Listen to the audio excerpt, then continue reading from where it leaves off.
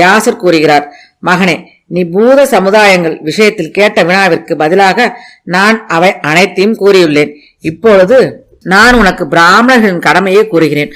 பிராமண சிறுவனின் ஜாத கர்மத்திலிருந்து சமாவர்த்தனம் வரையான எல்லா சம்ஸ்காரங்களையும் வேதங்களில் சிறந்த வித்வான்களான ஆச்சாரியர்களை அருகில் வைத்துக் கொண்டு நடத்தி முடிக்க வேண்டும்.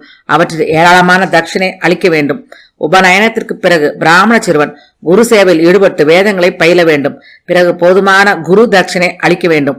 குருவின் கடனில் இருந்து விடுபட்டு அந்த யக்ஞ வேத பாலகன் சமாவர்த்தன சடங்கிற்கு பிறகு வீட்டிற்கு திரும்ப வேண்டும். ஆச்சாரியரின் அனுமதியோடு 4 ஆசிரமங்களில் ஏதேனும் ஒன்றை சாஸ்திரம் கூறும் முறைக்கேற்ப வாழ்நாள் முழுவதும் ஏற்க வேண்டும். அல்லது வரிசையாக எல்லா ஆசிரமங்களிலும் பிரவேசிக்கலாம்.